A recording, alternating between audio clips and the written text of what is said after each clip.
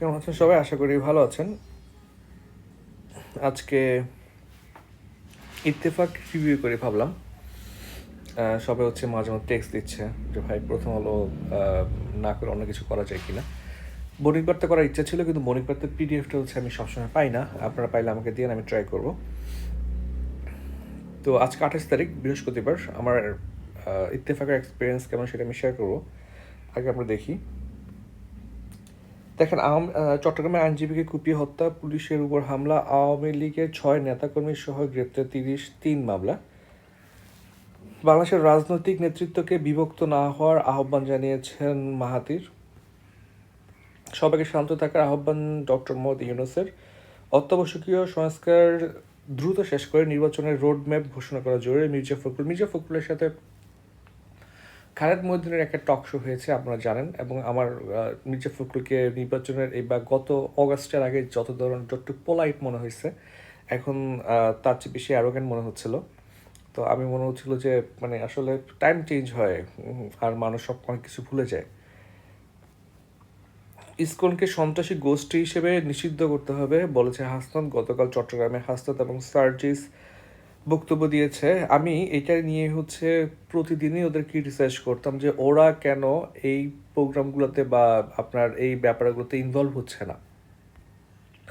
একটা আন্দোলন যারা লিড দিছে, অথচ দেখেন যে এই আন্দোলন লিড দেওয়ার পরে খুবই খুবই খুবই আনএক্সপেক্টেডলি তারা যে কোনো সমস্যা থেকে নিজেদেরকে সরায় রাখার চেষ্টা করতো। সেটা মোল্লা কলেজ হোক, সেটা চট্টগ্রামের বা সেটা ঢাকার যে কোনো ইস্যু হোক, সেটা যে কোনো ছাত্র সম্পর্কিত বা কোনো কিছু সম্পর্কিত যে কোনো সমস্যাকে তারা নিজেদেরকে একদম একটা সেফ জোন থেকে তারা শুধু বক্তব্য দিত আর কি। তবে এটাকে আমি খুবই অপছন্দ করতাম। এটা একটা ইনজাস্টিস, এবং এটা একটা খুব বিব্রতকর একটা কাজ ছিল আর কি। তা আমি সবসময় ব্যাপারটাকে অনেক বেশি ক্রিটিসাইজ করতাম।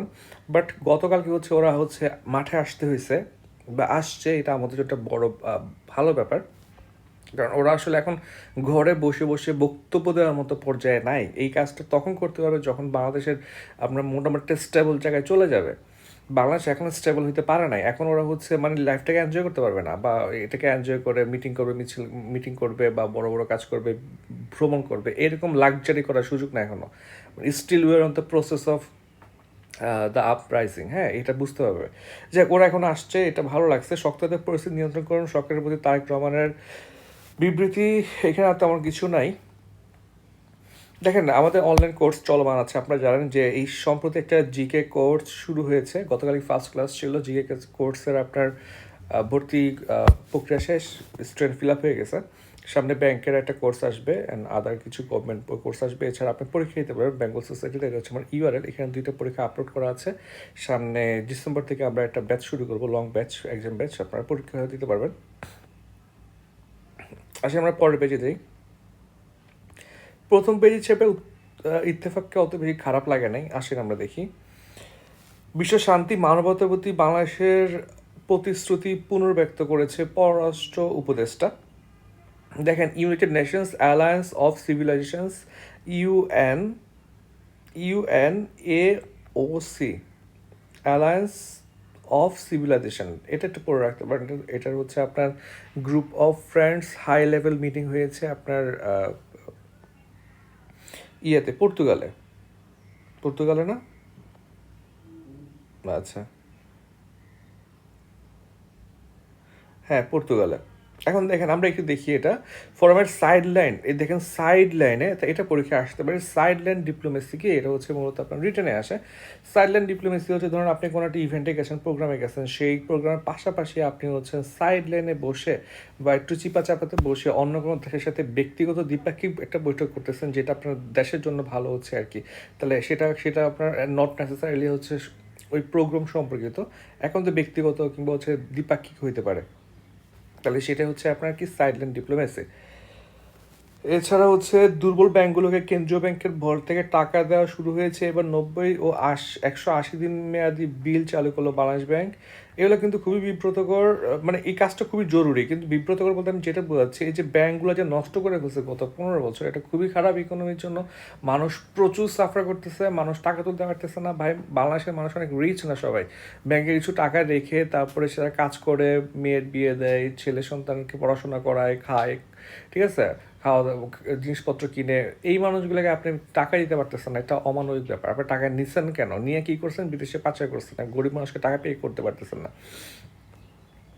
এছাড়া বিজি প্রেস থেকে 2 কর্মচারী গ্রেপ্তার, বিশেষ প্রশ্ন ফাঁসের একটা অভিযোগ উঠছে, সেখান থেকে গ্রেপ্তার করা হয়েছে। এই পেজে কিছু নাই, এখানেও কিছু নাই, সারা দেশেও কিছু নাই, এখানেও কিছু নাই। দেখেন এই যে আপনার এটা একটু পড়তে পারেন আপনারা, এখানে তেমন কিছু নাই। যে অ্যাটাক এমএস থেকে আপনার হচ্ছে ওরেসনিক, এই যে আপনার নাদিরা মজুমদার, তিনি হচ্ছেন আন্তর্জাতিক বিশ্লেষক। এখানে তেমন কিছু না, এখানে এটা যেটা বোঝানোর ট্রাই করছে সেটা হচ্ছে আপনার এই যে আপনার যে নতুন যে আপনার মিসাইলটা মারলো, বা মিসাইলটা দিয়ে হচ্ছে ইউক্রেন অ্যাটাক করলো রাশিয়াতে, সেটার মূলত 90% কাজই ইউএসএই করতেছে, এবং জাস্ট ইউক্রেন হচ্ছে সুইচ টিপে হামলাটা করতেছে।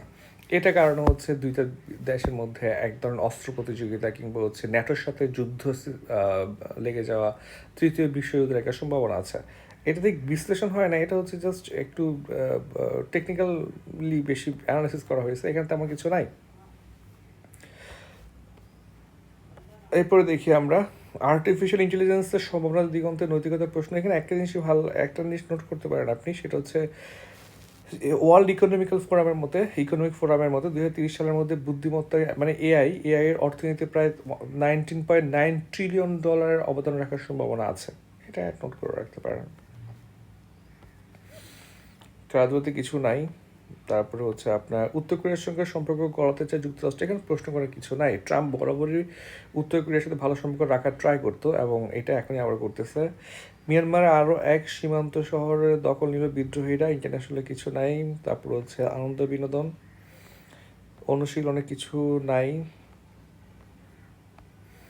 অভ্যন্তরীণ নিরাপত্তা ইস্যুতে অনধিকার চর্চা করছে ভারত। ভারত যে কাজটা করতেছে খুবই খারাপ একটা কাজ করতেছে। ভারত বাংলাদেশকে অস্থিতিশীল করে দেওয়ার ট্রাই করতেছে, বাংলাদেশকে থ্রেট দিচ্ছে তারা হচ্ছে পণ্য রপ্তানি করবে না।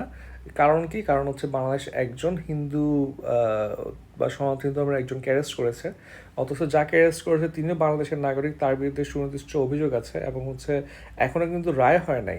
হ্যাঁ, অভিযোগটা ভুলও হইতে পারে, ওনাকে মুক্তিও দিয়ে ফেলার সুযোগ থাকতে পারে, কিন্তু বাংলাদেশের নাগরিকের সাথে রাষ্ট্র হচ্ছে ডিল করতেছে।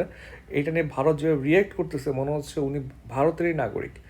এটা আসলে ভারত যে কাজটা করতেছে ওরা খুবই খারাপ একটা কাজ করতেছে, এটা দীর্ঘমেয়াদে এই অঞ্চলে একটা অস্থিতিশীলতা সৃষ্টি করে রাখবে। যাক, এই হচ্ছে আজকের ইত্তেফাক। একদম ফ্র্যাঙ্কলি বললে আমার স্যাটিসফ্যাকশন লেভেল ইত্তেফাকের 50% ক্রস করা নাই। আমার হচ্ছে মানে 30 থেকে 40% স্যাটিসফাইড আর কি ইত্তেফাক পড়ে। দেখা যাক, কালকে হয়তো নতুন কোনো পত্রিকায় সুইচ করবো। ভালো থাকবেন সবাই।